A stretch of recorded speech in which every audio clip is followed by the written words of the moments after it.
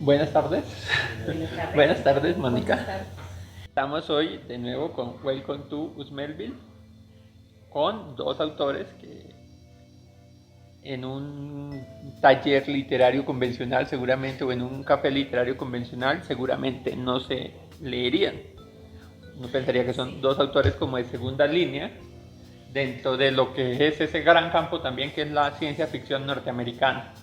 Tantos buenos autores de ciencia ficción en Estados Unidos que o ha habido tantos que hay nombres que quedan allí como en segundo lugar. Sin embargo, son fundamentales un poco para entender también la evolución del género, para entender cómo se pasa de una ciencia ficción clásica a una ciencia ficción que algunos llaman moderna, o de esta nueva era, incluso a lo que ahora sería como una especie de ciencia ficción postmoderna, con la emergencia de unos autores que ya no son solo como de ciencia ficción, sino que hay muchos nombres respetables que pueden escribir historias futuristas o historias de anticipación. Entonces, esta reseña se llama como La Fe Infinita.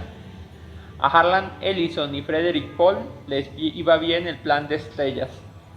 Ellison, enana blanca. Paul, una gigante luminosa. Eran tan diferentes que podían pasar por un dúo cómico del cine silente. Frederick alto, acabarropa, Harlan chiquito pero matón. Vivieron largas vidas, escribieron ciencia ficción y sobrevivieron a 5 matrimonios, al sexto no llegaron. Harlan Ellison no nació en Cleveland como enseñan los manuales, nació emputado. No traía un pan debajo del brazo, traía un cuchillo, un bate de béisbol y una granada de fragmentación. Con ese arsenal fue por ahí, con eso se defendió. Ya desde la escuela demostró que ahí donde lo veían, chiquitín, arrutanao, estaba hecho de energía oscura. ¿Quién dijo bullying? A los abusones los atendía a puño, piedra y garrote. Fue así toda la vida. Ellison te compraba una pelea y la revancha. De la Universidad de Ohio lo expulsaron por partirle la cara a un profesor. Se supone que el profesor le dijo que él no tenía talento. Entonces, ahí te va. De Disney, el primer día de trabajo lo echaron por hablar mal de Mickey Mouse antes del mediodía. De decir sobre todo las cosas que él haría si le dejaran escribir las historias de Mickey Mouse. James Cameron tuvo que pagarle $400,000 tras una demanda por haber copiado ideas de un par de cuentos suyos para Terminator. Dos ideas de un par de capítulos de una serie que él que también fue guionista, que se llamaba como Más allá de la realidad. Además de una nota de gratitud, suponemos a regañadientes en los créditos de las películas. Robert Bloch, el autor de Psicosis, dijo de él que era el único organismo vivo cuyo hábitat era el conflicto. Asimov añadió: nadie puede sostener 15 asaltos de insultos con Harlan, excepto yo. Cuando se conocieron en una convención de fanáticos, Ellison, apenas un muchachito que no tenía siquiera 18 años, le preguntó: ¿eres Isaac Asimov? Isaac dijo que sí. Le repitió la pregunta. Asimov, que esperaba el halago, dijo que sí, que claro, que por supuesto, que él era Isaac Asimov. Entonces el pinche enano escupió al piso y dijo con un gesto de repulsión: va, una nulidad. El cabronzazo, que todavía no era nadie excepto un friki, ofendía a un dios de la ciencia ficción. Asimov quedó tan picado que escribió una novela, Asesinato en la Convención, donde lo mataba literariamente. Luego fueron buenos amigos. Y es que Harlan Ellison era así, no tocaba puertas, las derribaba a patadas. Inventó el periodismo gonzo antes que Hunter Thompson. Para escribir su primera novela se metió a una pandilla en Nueva York, los varones de Red Hook. La vez pasada, ¿se acuerdan que en el cuento de Thomas Wolfe, había este personaje que iba con el mapa y se metía a Red Hook, que era como la olla, el infierno? Entonces Harlan Ellison estuvo allí, en ese lugar, es como eso, haber hecho parte de una pandilla en el Bronx, en Patio Bonito, qué sé yo. Mañana, sí, hashtag, respeten a Patio Bonito. La experiencia fue tan brutal que no escribió una, sino 2 novelas de cierto éxito. Lo demás fue trabajo y un talento que no le cabía en un cuerpo de apenas 1,60. Escribió unas 1500 obras entre novelas, cómics, novelas gráficas, ensayos, antologías, crítica de cine. Un autor multimedia completo. Y aunque odiaba que lo calificaran de escritor de ciencia ficción, porque decía que no era lo único que escribía, fue en el género donde escribió los cuentos que le darían la inmortalidad y los premios. Obtuvo 18 premios Locus, 9 premios Hugos, 4 premios Nébulas, 2 Júpiteres, un premio Bram Stoker y un Edgar Allan Poe. Fue también el responsable de Visiones Peligrosas, una antología que salió a mediados de los 60 en 3 volúmenes de textos inéditos de escritores de ciencia ficción que ninguna otra editorial quería publicar o que no se habrían publicado en ese tiempo, porque eran textos que desafiaban como las convenciones de lo que debería ser una historia de ciencia ficción. Por ejemplo, en el tratamiento de temas como la sexualidad o temas políticos que eran como peligrosos o que la ciencia ficción de entonces parecía no querer tocar. Hay quienes creen que ese es el libro más importante o esa es la colección más importante jamás escrita en lo que Harlan Ellison llamaba ficción especulativa. Se resistía mucho a usar la palabra ciencia ficción porque él decía que era un contrasentido. Ya se ve que Ellison aporreaba la máquina de escribir con la misma pasión con que se liaba contra el cura, el cantor y el sacristán. También Ellison, por ejemplo, escribió mucho para televisión. Entonces él escribió para los programas de Alfred Hitchcock, escribió la que se supone que es el mejor capítulo de Star Trek, que se llama como La ciudad a la orilla del tiempo, que es como un capítulo muy mítico por el que incluso ganó algún premio. Y en los 80, escribió Babilonia 5, Babylon 5, que fue una serie como noventera, y en los 80 escribió una serie de capítulos para lo que fue el regreso de esta Dimensión Desconocida, que fue una serie muy mítica y que en los 80 volvió. En cambio, Frederik Pohl tenía la calma de los elefantes. Su larga vida es un fluir constante en la dirección correcta del viento, un viaje sosegado por las regiones estelares en la que sumó todos los oficios y a la que se dedicó 80 años a la ciencia ficción. A los 12 ya era un lector consumado que operaba desde un club de fanáticos, los Futurianos de Nueva York, del que incluso hicieron parte otros autores como Isaac Asimov en su juventud, con los que escribía y comercializaba sus propios fanzines. A los 19 dirigía 2 revistas de Pulp Fiction donde publicaba cuentos con 14 seudónimos. Entonces era militante de las Juventudes Comunistas y hasta quiso alistarse en el Batallón Lincoln de Voluntarios que combatió en la Guerra Civil Española. Lo descartaron porque era demasiado joven para morir. De hecho, él deja las Juventudes Comunistas en el 39 con el pacto Molotov-Ribbentrop entre la Alemania nazi y la Unión Soviética, el pacto de no agresión, que obviamente se rompió 2 años después, pero que alejó a muchos comunistas convencidos de la causa. Sí combatió, en cambio, en la Segunda Guerra Mundial, cuando fue a Italia, llegó a ser sargento en la Fuerza Aérea y regresó vivo y con el mismo entusiasmo por el género. Se hizo representante de escritores en ese tiempo, y en esa labor hay que decir que fue el primero que vendió la primera novela de Isaac Asimov a las editoriales, y luego también ayudó a John Wyndham a publicar un pilar del género, El Día de los Trífidos, en 1953. Trabajó en empresas de publicidad y de allí tomó la idea para escribir junto al Cyril M. Kornbluth otra novela capital, Mercaderes del Espacio, que es básicamente un poco lo que está ocurriendo ahora, las empresas que se lanzan a la conquista del espacio y ven el espacio exterior como una posibilidad infinita de negocios. De hecho, era tan tranquilo Frederik Pohl que escribió muchas historias a 4 manos y con autores varios. Por ejemplo, con Jack Williams escribieron 10 novelas juntos. Escribió, sobre todo eso, escribió. Un artesano que producía 4 páginas diarias. Todavía en el 2008, con casi 90 años, publicó El Último Teorema, que era una novela inacabada por Arthur C. Clarke. También fue editor de todo el combo ciencia ficcionario. De los 70 y los 60, mientras las misiones a la luna hacían furor, hay que decir que, por ejemplo, siendo editor de If y de Galaxy durante 3 años seguidos, ganó el premio Hugo al mejor editor. Ahí publicaban los más grandes, los mejores, él también lo fue. No en vano obtuvo 2 premios Nebula, un premio Hugo y un National Book Award. Casi nada. De Frederik Pohl y de Harlan Ellison, que escribieron con la fe infinita de quien sueña otros mundos, y ahora navegan en el tiempo, Ellison enana blanca, Pohl una gigante luminosa. De ellos hablamos aquí en Welcome to Usmelville, ahora en este nuevo horario. Entonces, Mónica, ¿cómo le fue con Frederik Pohl? ¿Qué cosas no dijimos? Lo más de bien, ¿no? El que quiera más que busque en Wikipedia. Siento que está muy chévere este acercamiento a la ciencia ficción.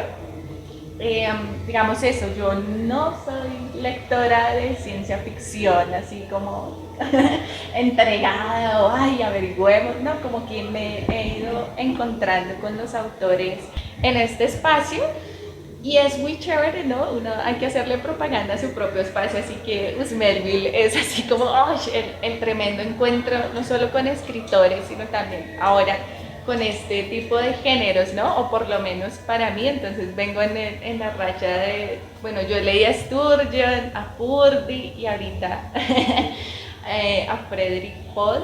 Entonces creo que he venido haciendo como esa línea un poco ciencia ficcional que me encanta. Y contarles eso, ¿no? Que siento que la ciencia ficción, ustedes ya lo saben, pero es esa idea de lo humano, ¿no? Como de cómo entender lo humano.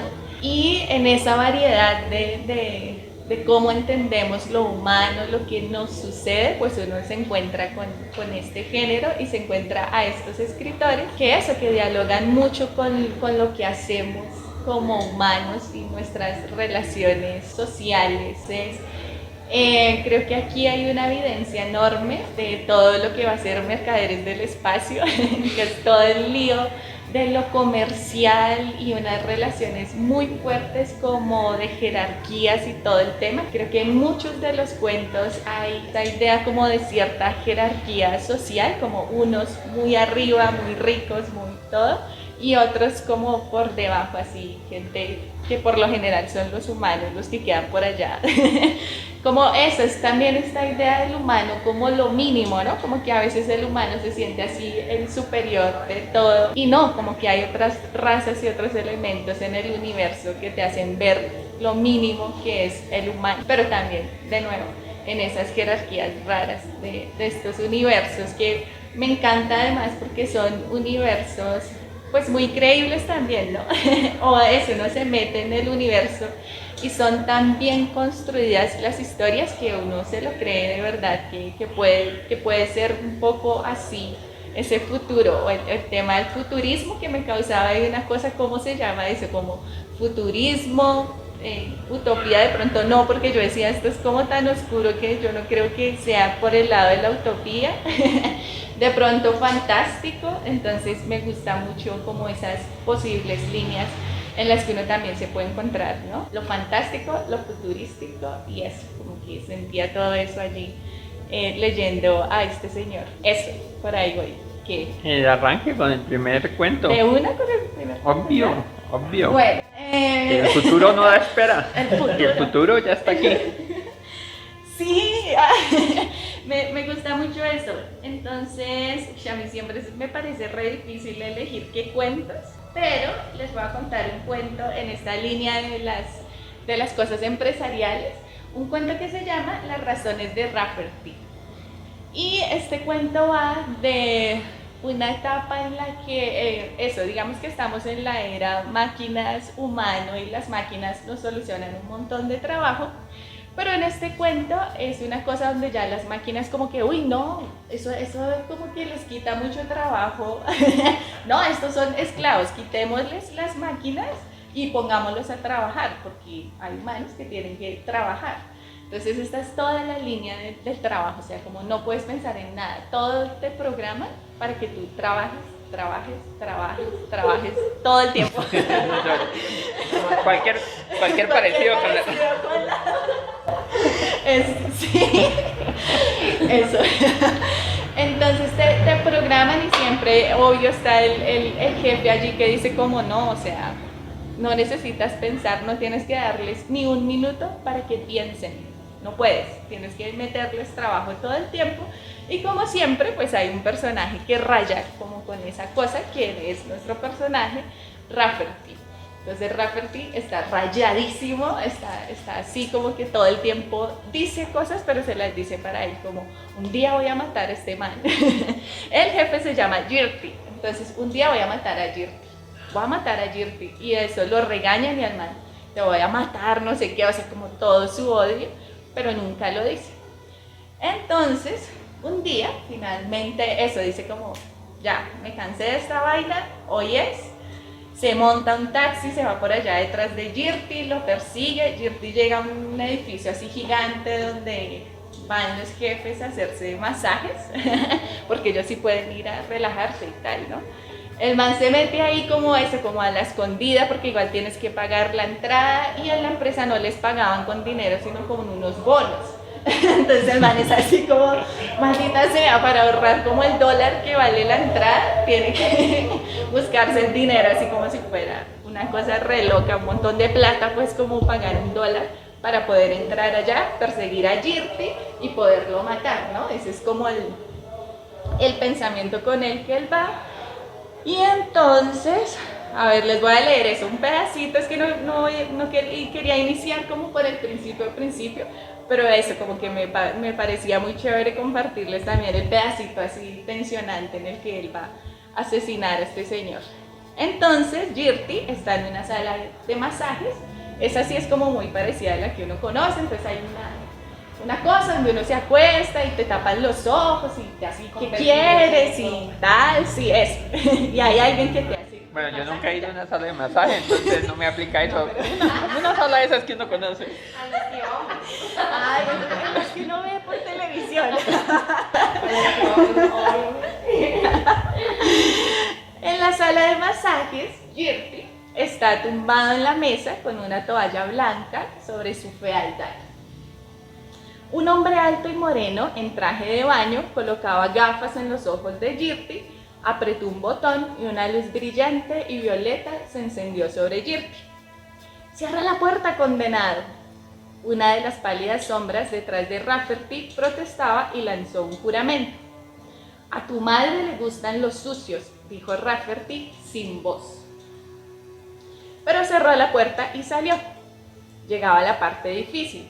Empezó a andar hacia atrás y de lado como un cangrejo, ocultando la cara hasta de los ojos cerrados y tapados de Girty. Subió a una mesa próxima a la de Girty y se extendió con la cabeza vuelta hacia el otro lado. «Ponme las gafas, cochino», ordenó sin voz al masajista. «Esconde mi cara antes de que Girty me vea». Sus ojos vigilantes descubrieron un cartel en la pared. Masaje sueco, $1. Masaje con sal, 0,75. Lámpara de sol y masaje, 1,50. Rafferty tenía una moneda de 25 centavos y 2 de 10. Y los vales del proyecto, pero no allí. El masajista llegó y cubrió a Rafferty. Antes de hablar, le miró pensativo, pero todo lo que dijo fue: «Buenas tardes, señor. ¿Desea un masaje sueco?». Rafferty asintió, mirando inexpresivo las facciones toscas y morenas del masajista. No podía hablar en alto tan cerca las orejas gordas de Girty, que escuchaba, pero le bastó hacer un gesto de asentamiento. «Cualquier cosa, cochino», dijo sin sonido. $1 no es nada. Tal vez te lo pague con la misma navaja que voy a pagar a Girty.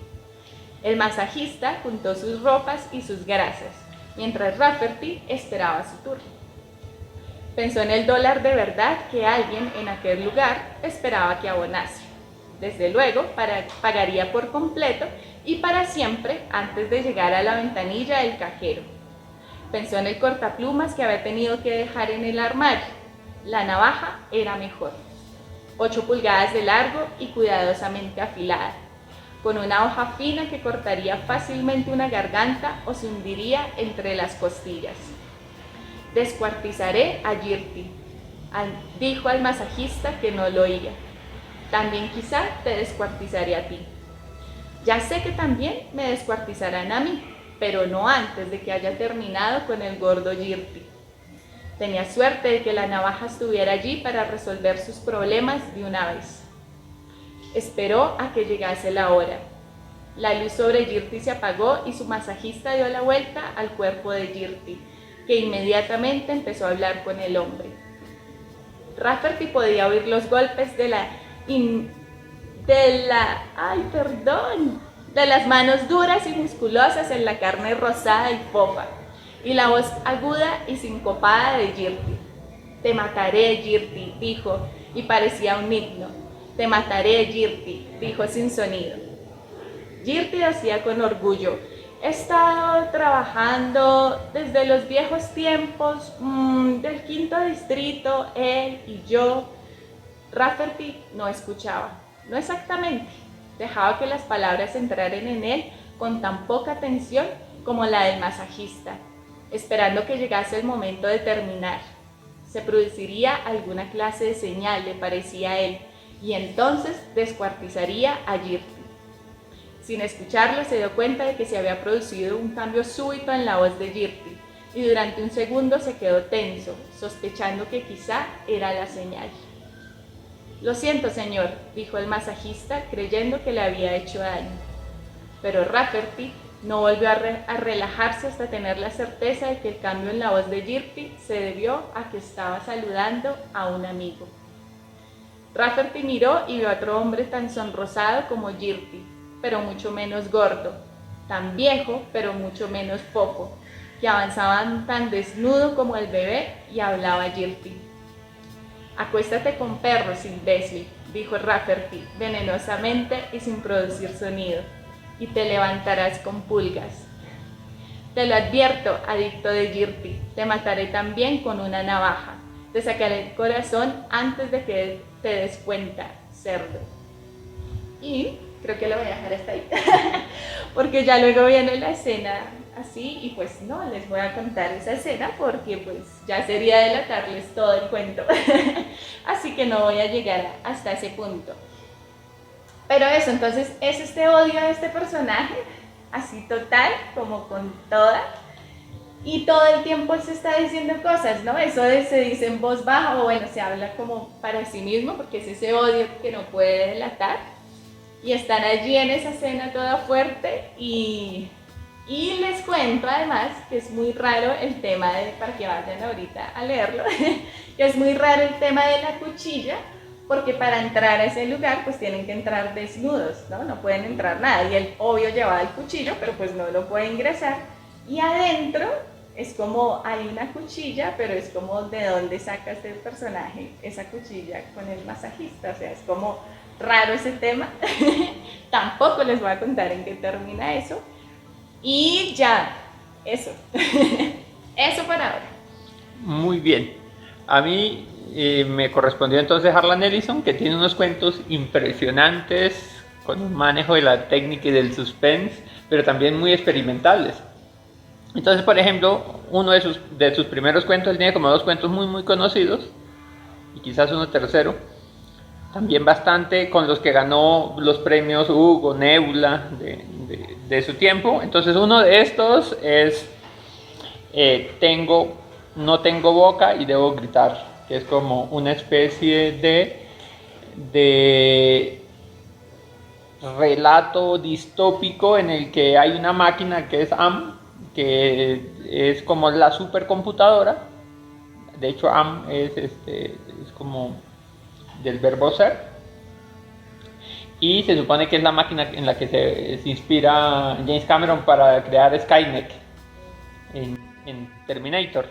Y esta máquina, ante la destrucción de la Tierra y ver como lo que son los seres humanos, entonces decide acabar con toda la humanidad y solo salva 4 hombres y una chica, y se dedica a torturarles. Entonces es una máquina absolutamente terrible, horrible. O sea, el HAL de Kubrick o de Arthur C. Clarke es inocente al lado de esta máquina, y es un tema que va a aparecer mucho en los cuentos de Harlan Ellison, la posibilidad de la existencia de dioses crueles, como eso, de poderes fácticos en el universo que son terribles siempre.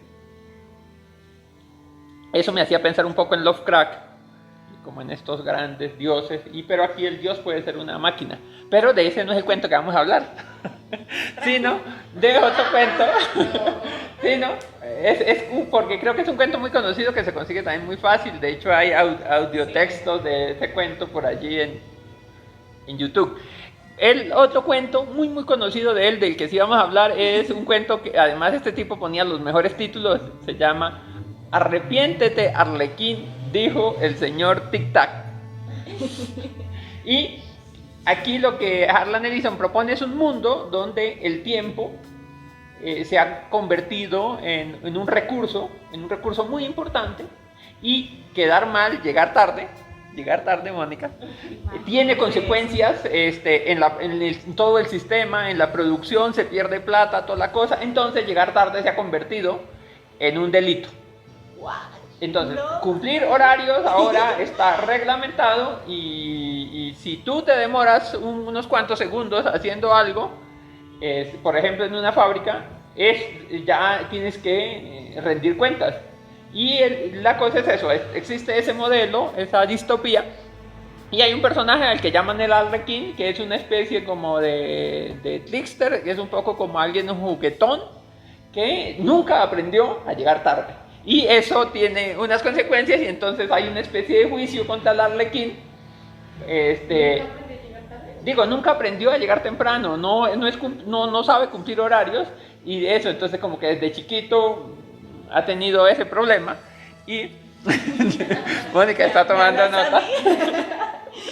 Y entonces ahora el Arlequín es perseguido porque el Arlequín, además el Arlequín le gusta jugarle bromas como a la gente tan seria, y el Arlequín lo que hace es poner en cuestionamiento a todo el sistema, y lo hace un día que en una fábrica deja caer, usando como un sistema, deja caer una cantidad de dulces, y hace que los obreros se pongan a comerse unos dulces, y hace que esa fábrica pierda 7 minutos, y esos 7 minutos van a tener unas implicaciones muy grandes. El cuento está contado en un orden donde empieza como por el final. Bueno, él divide el cuento como inicio, nudo, desenlace, e incluso empieza con una cita larguísima de Henry David Thoreau sobre resistencia civil. Entonces el Arlequín es un poco eso, como esa voluntad humana de resistir como al poder omnímodo. Entonces solo les voy a leer un fragmento del cuento, que es bastante largo, bueno, son 30 páginas.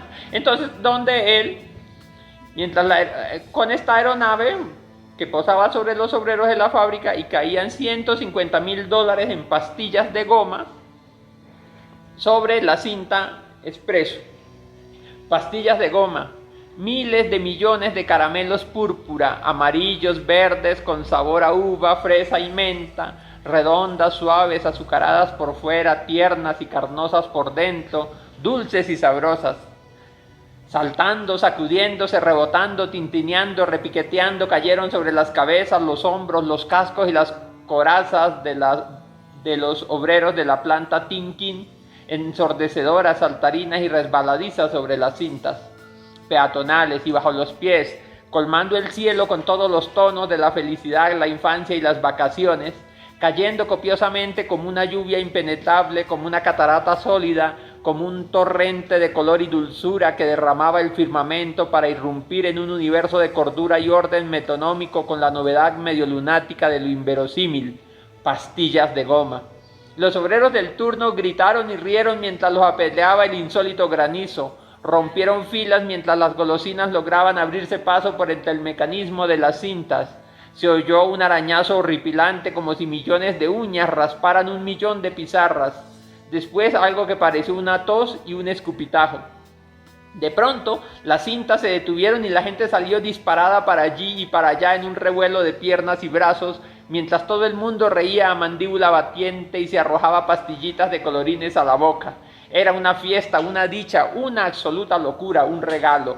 Pero el turno se retrasó 7 minutos. La gente regresó al hogar 7 minutos más tarde. El programa maestro llevaba una desfase de 7 minutos. Durante 7 minutos las estimaciones de producción se retrasaron por culpa de las cintas peatonales detenidas. Él empujó la primera ficha de dominó de la hilera y una tras otra fueron cayendo las demás. Chic, chic, chic.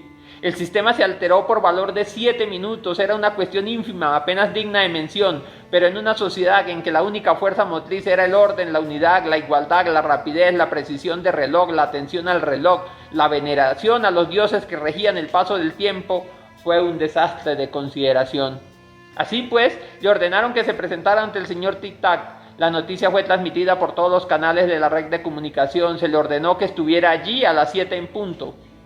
Ellos esperaron y esperaron, pero él solo se presentó a las 10:30, hora en que se limitó a contar una tontada sobre la luna en un sitio del que nadie había oído hablar, llamado Vermont, y volvió a desaparecer. Pero lo habían estado esperando desde las 7 y eso causó auténticos estragos en su programa, de modo que la pregunta siguió sin respuesta. ¿Quién era el Arlequín? Pero lo que nadie preguntó, más importante aún que lo otro, fue cómo hemos llegado a esta situación en que un bufón irresponsable y jocoso, de jerga y jerigonza, es capaz de perturbar toda nuestra vida económica y cultural con $150,000 de pastillas de goma. Pastillas de goma, por el amor de Dios, pero si es una locura. ¿Dónde habrá conseguido el dinero para comprar $150,000 en pastillas de goma? Sabían que debía haberle costado eso, pues un equipo de analistas de situación abandonaron cualquier otra tarea y corrieron a las cintas peatonales para recoger y contar los dulces y para obtener evidencias, lo cual perturbó su propio programa y puso patas arriba toda su sección, al menos durante una jornada de trabajo. Pastillas de goma. ¿Pastillas de goma? Un segundo del que hubo que dar cuenta. Hace 100 años que no se fabrican pastillas de goma. ¿Dónde las habrá conseguido? Esa es otra pregunta interesante, aunque con toda seguridad la respuesta nunca os satisfará por completo. Pero al fin y al cabo, ¿cuántas respuestas lo logran? Ya conocéis el medio, aquí va el comienzo. Todo comenzó así. Y entonces él termina de contar como el nudo, y después va y empieza a contar el inicio, que es como toda la infancia del Arlequín. Y después al final dice, bueno, ya les conté esas dos partes, ahora sí va el final. Eso, entonces, arrepiéntete, Arlequín, dijo el señor Tic Tac, que es un poco eso, como el dios del reloj. ¡Wow! Es tremendo. ¿Es como un cuento de terror? No, esto no es de terror, esto es más divertido. El Arlequín es un tremendo personaje. Sí, lo digo como por mí. Me da terror la puntualidad de la mentira. No, estaba pensando en eso de las pastillitas. Hay un cuento que se llama ¿Qué haré hasta que vuelva el psicólogo? Y hay una cosa que no dije, es que él hace como toda esa reflexión sobre el tiempo. Él dice, mire, en la Edad Media nadie tenía reloj. El reloj, los relojes aparecen o el tiempo se vuelve oro en el capital, digamos en el origen del capitalismo, y el reloj tiene sobre todo una utilidad para la fábrica. Pero como nos hemos ido convirtiendo cada vez más en prisioneros de los relojes, prisioneros de los horarios, un poco la pregunta es, bueno, ¿qué pasa si te retrasas 7 minutos en algo? Y eso significan pérdidas millonarias. Cada vez que hay un trancón, cada vez que alguien bloquea una vía, rápido salen los analistas, los economistas a decir, se acaban de perder tantos millones, y uno dice, ¿pero dónde están? ¿Quién los acaba de perder? ¿No? El sistema se arruina porque alguien bloquea una vía, por ejemplo. ¡Oh, es tremendo! Pero no, dale, Monia.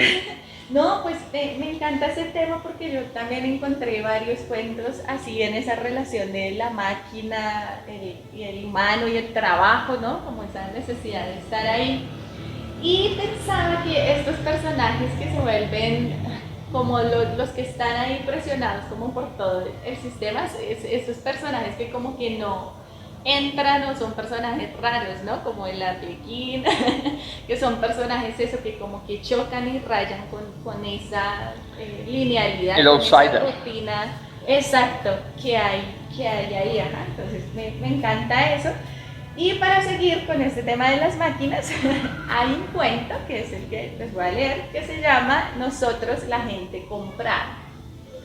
Y creo que el título pues es muy diciente, ¿no? Hay gente que hay unos seres, que esa idea me gusta mucho, hay unos seres que compran humanos.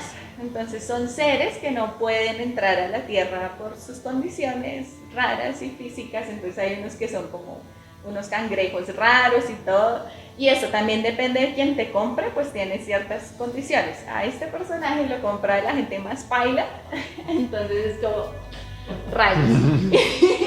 Y tienen como unos aros en la cabeza, entonces te miden todo, o sea, tienes que estar a tal lado, no puedes tener cierto tipo de pensamientos porque de una vez te controlan todo, o sea, a través de ahí te lo controlan todo. Es como el chip de la vacuna. Eso, pero es eso, es como que si te compran, pues nada, cedes todo. Entonces te vuelves una especie de brazos y piernas para ese bicho que está por allá en el exterior, pero igual te maneja y te manipula. Entonces esta es la gente comprada. Y aquí se va a empezar por el principio. Dice, el 3 de marzo, el comprado, que llevaba por nombre Wayne Golden, tomó parte en las conversaciones de compra celebradas en Washington como representante de la raza dominante de la estrella Gombrich. Lo que llevaba para ofrecer era la licencia de las patentes que permitían fabricar un aparato capaz de transformar los productos de desecho provenientes de una planta nuclear en unidades energéticas. El producto en venta era bueno y el mercado sería favorable, dado que, en medio de todo, yacía bajo los desechos radiactivos. Los americanos estaban ansiosos por comprar y él estaba en condiciones de ofrecer créditos por $100 millones. Al día siguiente tomó el avión para España.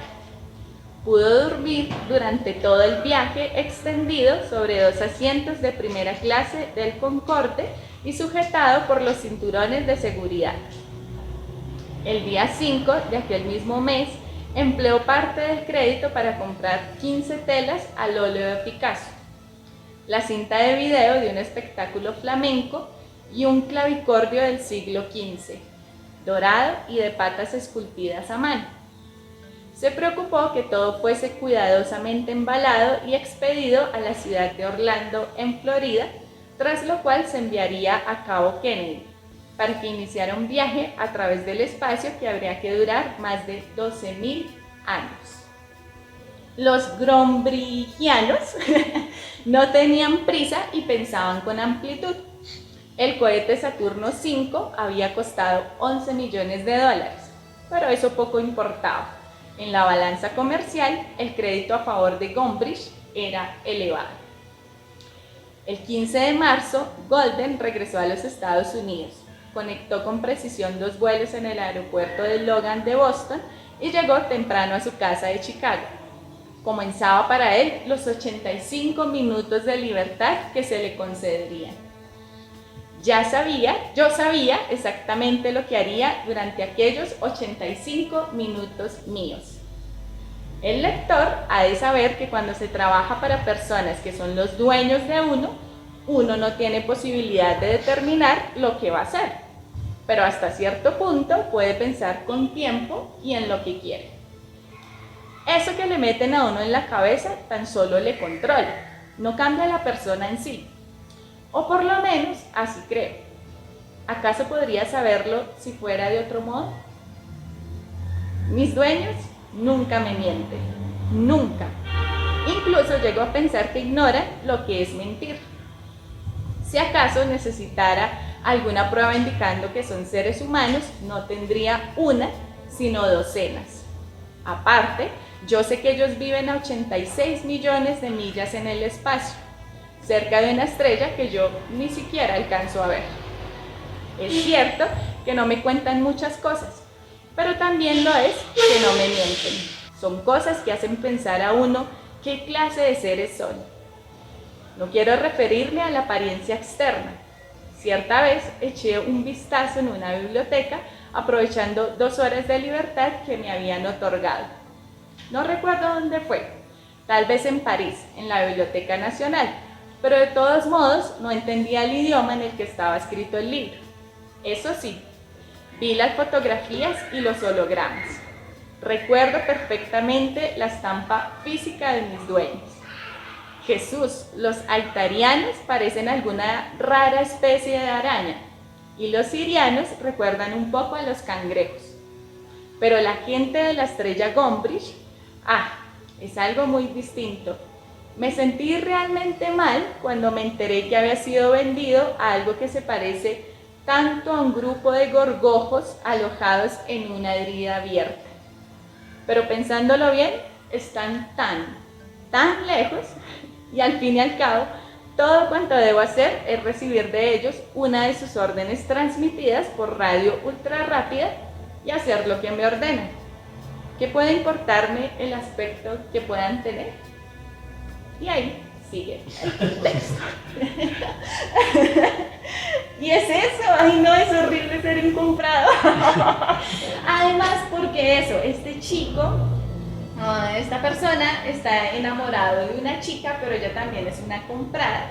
Y en esto de que los comprados son como personajes marginados, cuando se lean este cuento completo se van a dar cuenta que este personaje es eso, es como que termina haciendo cosas terribles, por eso que lo controla, pero él aquí está todo inocente, tan chévere ser comprado, pero el cuento tiene un giro ahí como perverso, que eso me parece también bien chévere, ¿no? Porque creo que la cuestión no es solo como el universo y los bichos y esta relación humana y tal, sino es también como lo perverso que puede suceder dentro de esa relación, que me parece así bien loco el tema, o sea, de estos personajes que ponen a controlar cosas. Hay otro cuento que es como de unos reclusos en las cárceles, pero ellos están en la cárcel y prestan su mente para controlar ciertos aviones o los mandan a hacer los viajes y todo eso. Entonces es como están por allá viajando, pero están en la cárcel y tal. Entonces eso es como este tipo de marginados o de gente comprada que te controlen la mente es muy fuerte, o sea, esa relación cuerpo-mente. Ahora que uno dice el humano es justamente relación cuerpo-mente y que se separe la mente del cuerpo, es muy perversa esa idea. ¿Qué puede pasar a partir de ahí? Pero estamos hablando de perversidad. Escuchen esto. Bueno. Escuchen esto. Se llama La bestia que gritaba amor en el corazón del universo. Watch. Los títulos de Harlan Ellison. Muy chéveres. Sí. De hecho, incluso hay un capítulo de Evangelion, creo, que se titula más o menos así.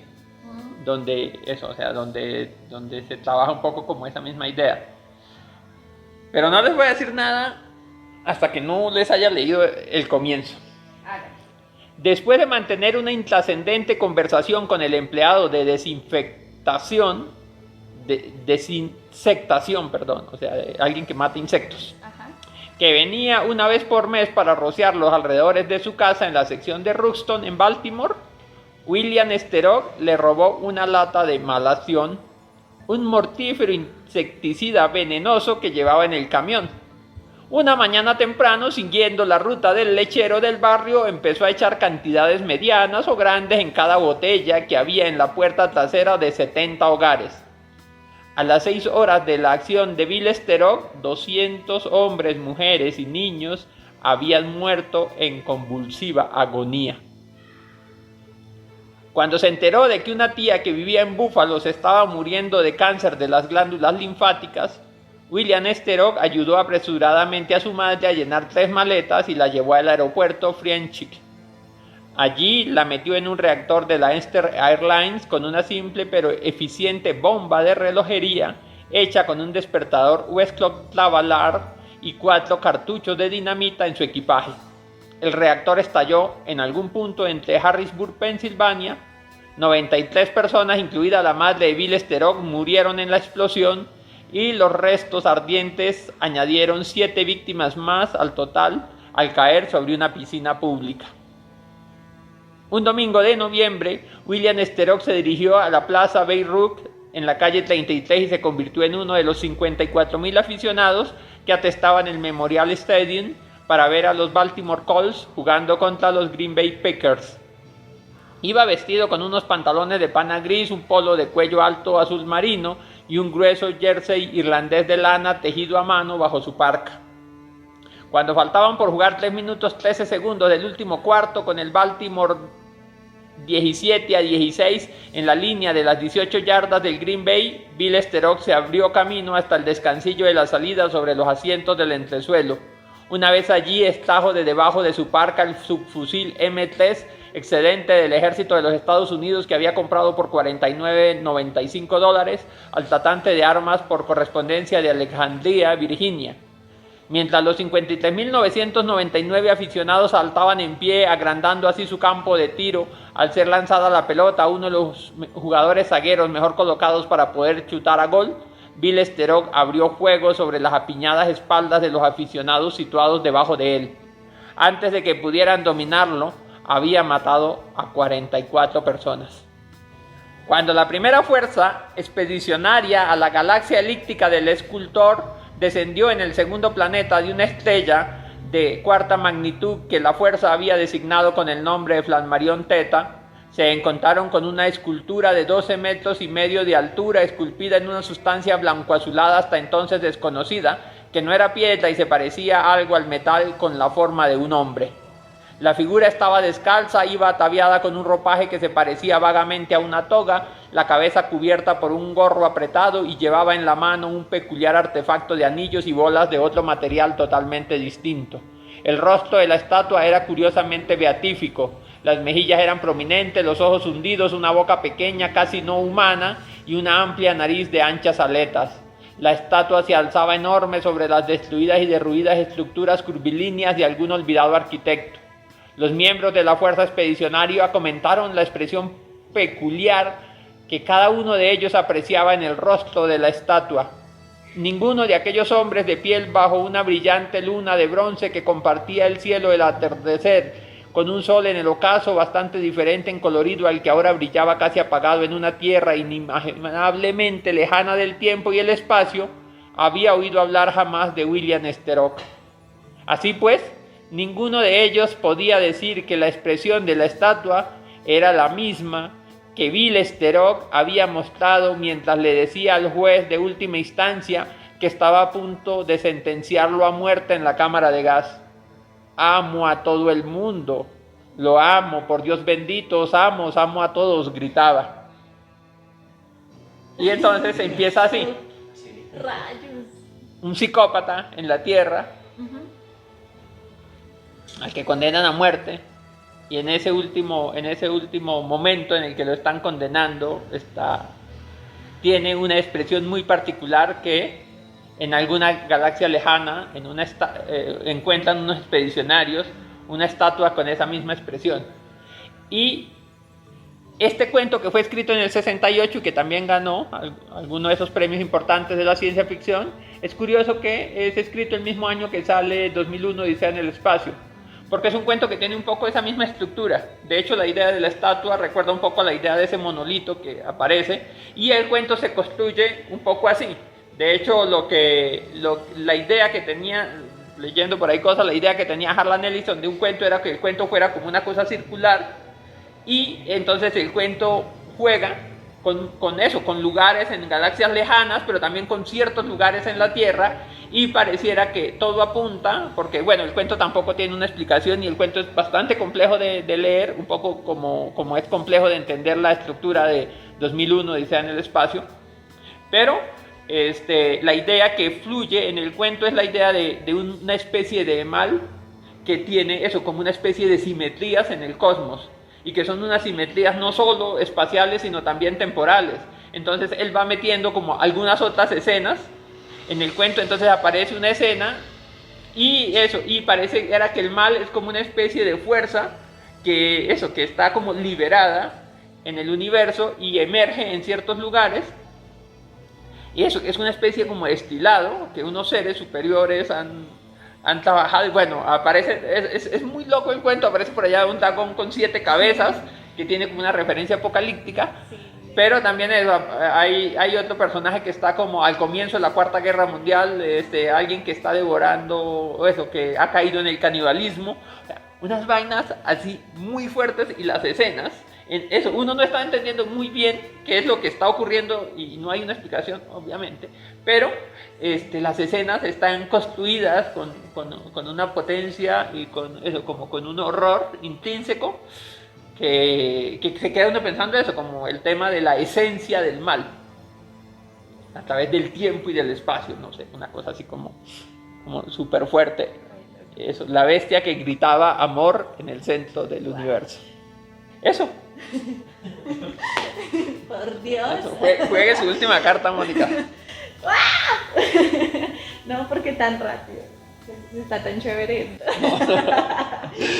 Eso, qué chévere eso que dices de pensar en los universos posibles, pero como que siempre vuelven a la Tierra o aquí en Frederick también pasa eso, ¿no? Como que sí te monta la idea de esos otros universos y todo, pero siempre es como muy acá, o sea, yo por eso sentía esa idea del futurismo, que yo no la entiendo muy bien, pero yo decía sí, como que es unos mundos posibles allí, que uno dice, uy, pues madre, eso puede pasar, deben haber bichos por ahí con uno, entonces es muy loco, está muy loco eso. Y como tú dijiste amor, pues yo sí les quiero contar una historia de amor, porque por Dios. A ver, pues. Esto se llama Día Millón. Y sí, tampoco les voy a contar nada porque... Ay, yo ya sé cuál es el cuento, sí. ¿Sí? Ay, a mí me Creo que gusta sí. un montón. Sí, no les voy a contar nada. Voy a leerles y ahí sí hablamos. Dale. Día Millón. En ese día del que quiero hablar, que llegará de aquí a unos 10.000 años, había un chico, una chica y una historia de amor. Pues bien, aunque he dicho muy poco hasta ahora, nada de lo que he dicho es verdad. El muchacho no era lo que usted y yo entenderíamos normalmente por un muchacho, porque tenía 187 años, ni la chica una chica, por otras razones. Y la historia de amor no entrañaba esa sublimación del impulso de violar y el concurrente aplazamiento del instinto de someterse, o lo que en la actualidad entendemos como tal. Poco sacaría usted de esta historia si no tuviese presente estos hechos desde el principio.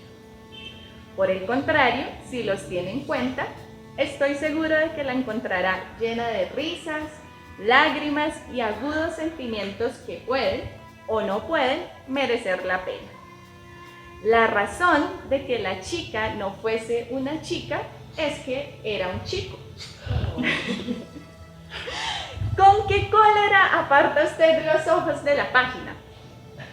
¿Para qué demonios quiero leer la historia de un par de maricas? Dice, calma. No se trata de nada de ese género.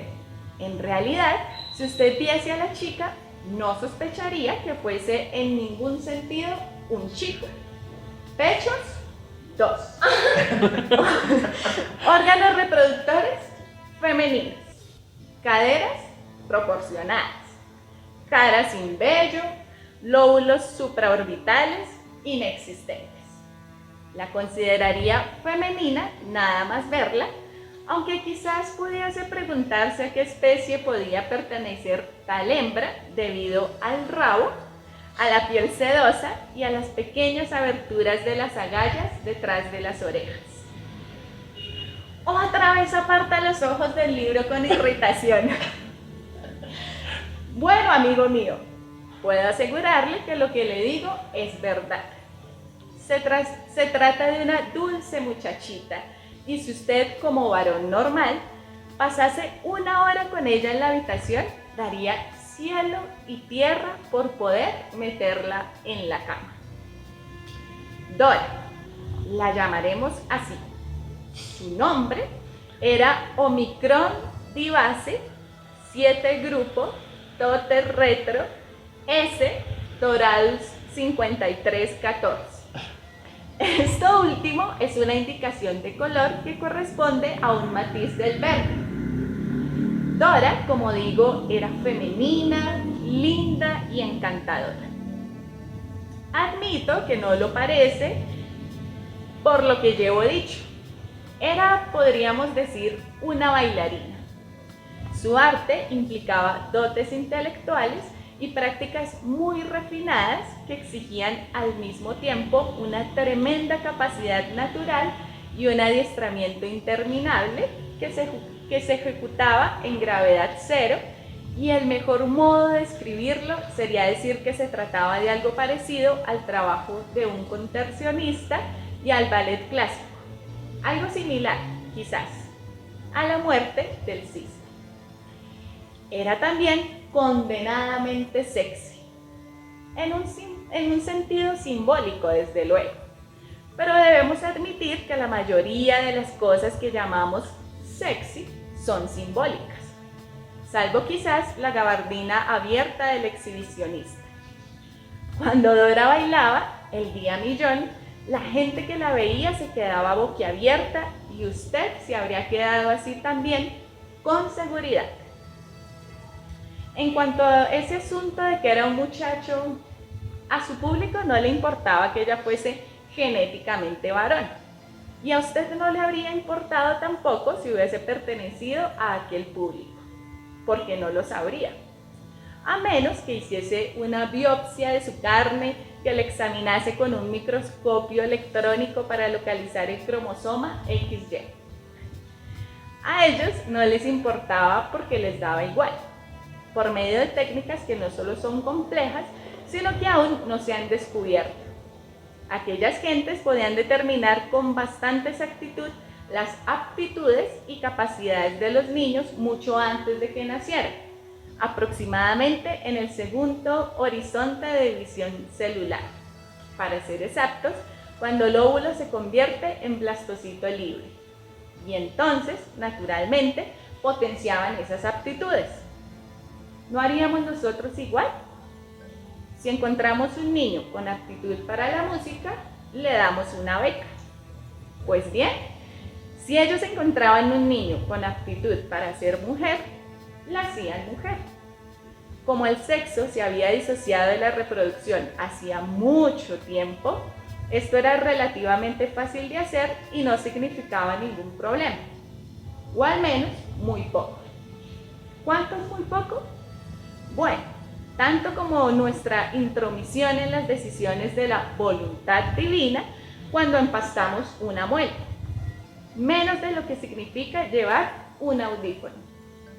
¿Aún sigue pareciéndole terrible lo que le digo? Entonces examine atentamente al primer niño que vea y piense si podría ser una Dora. Pues los adultos que son genéticamente masculinos pero somáticamente femeninos se dan con frecuencia incluso en nuestro tiempo. Un accidente del medio en el útero materno alterna las normas de la herencia. La diferencia es que en nuestro caso sucede solo por accidente y no nos enteramos más que en las raras ocasiones, después de un estudio detenido, mientras que la gente de día millón lo hacía a menudo, a propósito, porque quería. Bueno, creo que ya he dicho bastante sobre Dora. No haría más que confundir,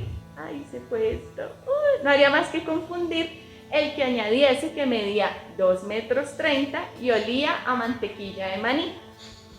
En fin, empecemos nuestra historia.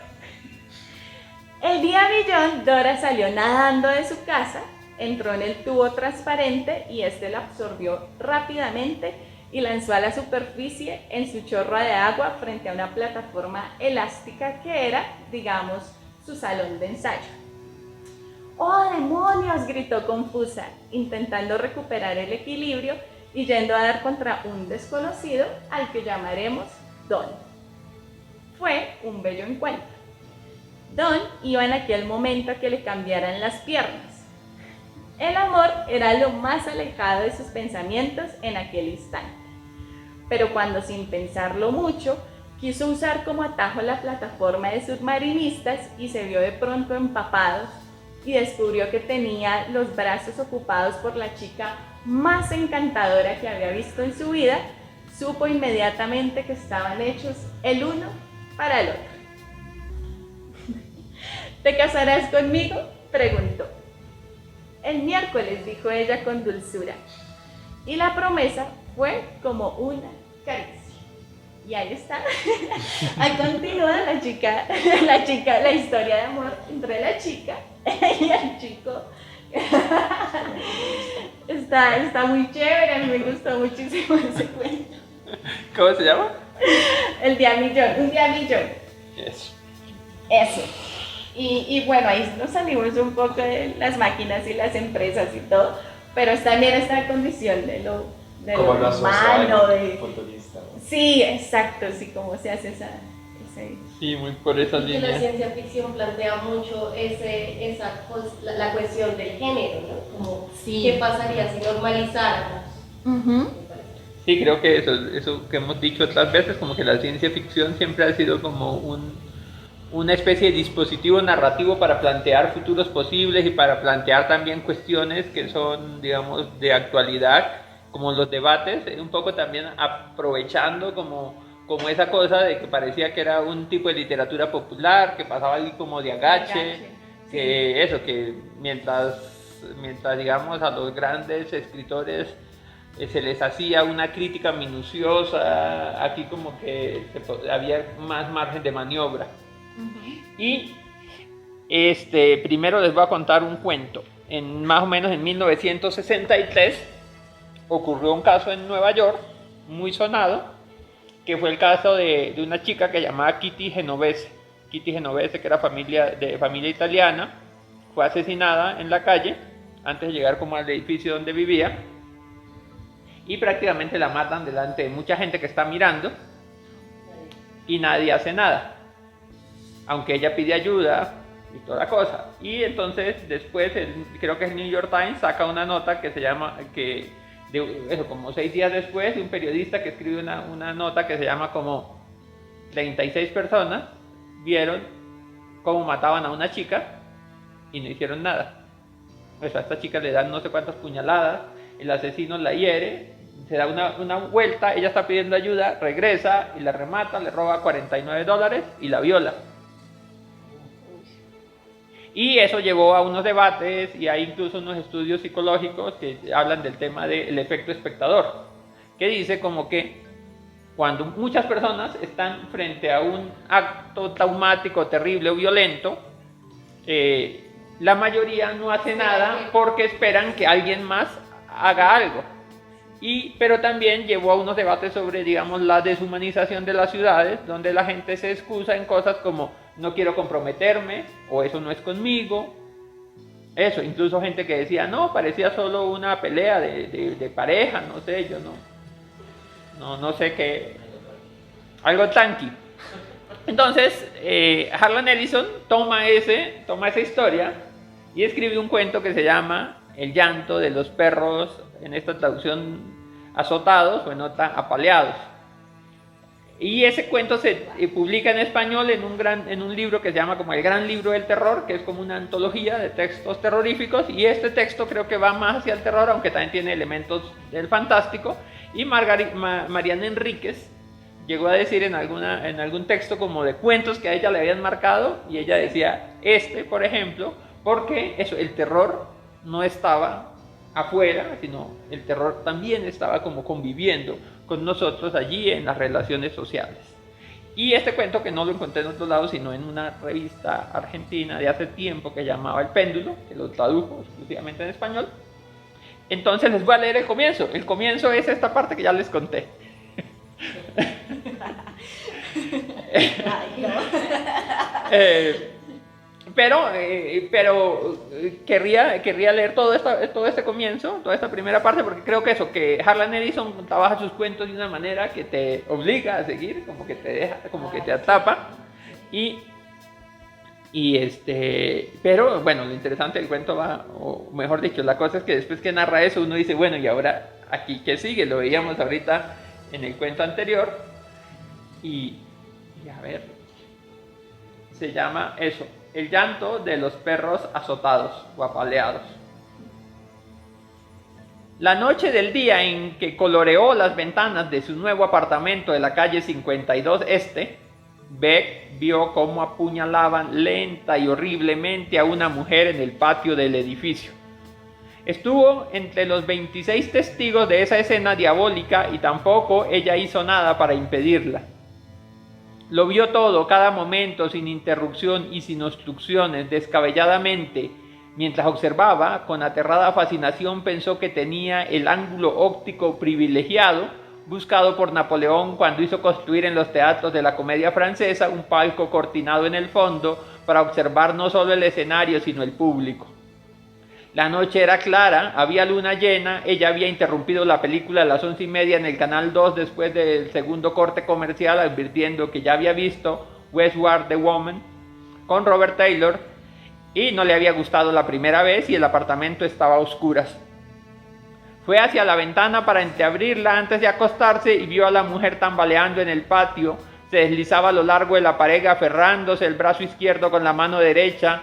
La compañía Connect había instalado lámparas de mercurio en los postes. Había habido 16 violaciones en 7 meses. El patio estaba iluminado con un frío fulgor púrpura que volvía negra y brillante la sangre que emanaba del brazo izquierdo de la mujer. Beck vio cada detalle con claridad, como magnificado a la milésima potencia por un microscopio solarizado como un comercial de televisión.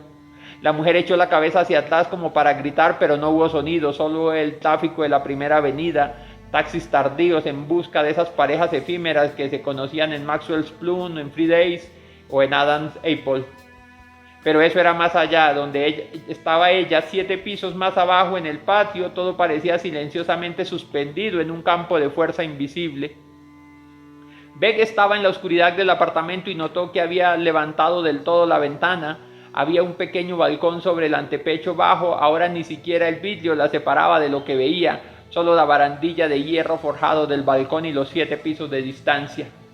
La mujer se alejó de la pared tambaleando la cabeza aún hacia atrás y Beck vio que tendría unos 35 años, con el pelo oscuro cortado en un mechón. Era imposible distinguir si era bonita. El terror le había contorsionado los rasgos y la boca era un tajo negro y sinuoso que se abría sin emitir sonido. Le sobresalían los tendones del cuello, había perdido un zapato y los pasos desparejos amenazaban con tumbarla en la acera. El hombre dio vuelta a la esquina del edificio y entró en el patio. El cuchillo que empuñaba era enorme, o quizás solo lo parecía. Beck recordó un cuchillo con mango de hueso que su padre había usado un verano para cortar pescado en el lago de Maine. Se abría con un chasquido revelando 8 pulgadas de hoja dentada. El cuchillo del oscuro hombre del patio parecía similar. La mujer lo vio y trató de correr, pero él la alcanzó de un brinco, le aferró el pelo y le echó la cabeza hacia atrás como para cortarle la garganta en el próximo movimiento de segadora. Entonces la mujer gritó. El sonido revoloteó en el patio como murciélagos atrapados en una cámara de ecos, incapaces de huir, enloquecidos. Seguía y seguía. El hombre forcejeó y la mujer le clavó los codos en los costados y él intentó protegerse, torciéndole el pelo para hacerla girar, mientras el terrible grito subía sin cesar. Ella se soltó y él se quedó con un puñado de pelo arrancado de raíz. Cuando ella giró, él movió el cuchillo y le abrió un tajo bajo los senos. La mujer saltó a través de la ropa y el hombre quedó empapado. Eso lo puso aún más frenético. La atacó de nuevo mientras ella intentaba sostenerse y la sangre le corría por los brazos. Ella trató de correr, se amacó contra la pared, se deslizó hacia un costado y el hombre pegó en la superficie del ladrillo. Ella se alejó, tropezó con un cantero, cayó, se puso de rodillas y él atacó de nuevo. El cuchillo subió en un arco relampagueante que iluminó la hoja con una luz púrpura y extraña, y ella seguía gritando. Se encendieron luces en docenas de apartamentos y apareció gente en las ventanas. Él le hundió el cuchillo hasta la empuñadura en la espalda cerca del hombro derecho. Usó ambas manos. Beck veía todo en relampagueos saltones, el hombre, la mujer, el cuchillo, la sangre, la expresión de los que observaban desde las ventanas. Luego las luces se apagaron en las ventanas, pero ellos aún estaban allí observando. Ella quería aullar, gritar, ¿qué le hace usted a esa mujer? Pero tenía la garganta congelada. 2 manos de hierro que habían estado inmersas en hielo seco durante 10.000 años se le cerraban alrededor del cuello. Podía sentir el filo de la hoja en su propio cuerpo. De algún modo parecía imposible, pero estaba allí, ocurría de veras. La mujer se incorporó y tironeó para arrancarse el cuchillo. 3 pasos, dio 3 pasos y cayó de nuevo en el cantero. El hombre aullaba ahora como una gran fiera, con sonidos rabiosos y burbujeantes que le subían desde el estómago. Cayó sobre ella y el cuchillo subió y bajó una y otra vez. y al fin fue un borrón movedizo y el grito de murciélagos dementes siguió hasta esfumarse poco a poco. Beck permaneció en la oscuridad temblando y llorando, los ojos llenos de horror ante lo que veía, y cuando ya no pudo soportar la visión de lo que el hombre hacía con esa carne quieta sobre la cual se movía, miró hacia arriba y alrededor, hacia las ventanas de oscuridad donde los demás estaban aún, tal como ella, y en cierto modo les pudo ver las caras rojas como magulladuras en la luz opaca de las lámparas de mercurio, y había una igualdad universal en las expresiones. Las mujeres clavaban las uñas en el brazo de los hombres, las lenguas asomaban por la comisura de la boca, los hombres sonreían con ferocidad, parecían espectadores de una riña de gallos. Respirando profundamente, alimentándose de la siniestra escena, una exhalación de sonido profunda, profunda como si viniera de cavernas subterráneas, carne pálida y húmeda. Y entonces advirtió que el patio se había puesto brumoso como si la niebla del East River se hubiese desenrollado por la calle 52 en un velo que oscurecía los detalles de lo que el cuchillo y el hombre hacían aún sin cesar, mucho tiempo después de que hubiera en ello alguna alegría, sin cesar una y otra vez. Pero la niebla era antinatural, espesa y gris y chispeante de luz. La vio crecer en el espacio desierto del patio, Bax en la catedral, polvo de estrellas en una cámara de vacío. Beck vio ojos. Allá arriba en el 9º piso y a mayor altura, dos grandes ojos tan reales como la noche y la luna, ojos. ¿Y un rostro? ¿Era un rostro o solo lo imaginaba? ¿Un rostro? En los vapores turbulentos de fría niebla algo vivía, algo acechante y paciente y malévolo había sido convocado para presenciar lo que ocurría en el cantero. Beck trató de mirar hacia otro lado, pero no pudo. Los ojos, esos ojos primitivos y llameantes, colmados de profunda antigüedad, pero temiblemente brillosos y ávidos como ojos de niño, ojos colmados de honduras sepulcrales, antiguas y nuevas, llenos de abismo ardientes, gigantescos y profundos como un precipicio, tenaces y compulsivos. El juego de sombras no se significaba solo para los inquilinos que observaban y bebían la escena desde las ventanas, sino para algún otro. No en la tundra helada, ni en pantanos yermos, no en cavernas subterráneas, ni en un mundo distante en órbita de un sol moribundo, sino aquí, en la ciudad. Aquí observaban los ojos de ese otro.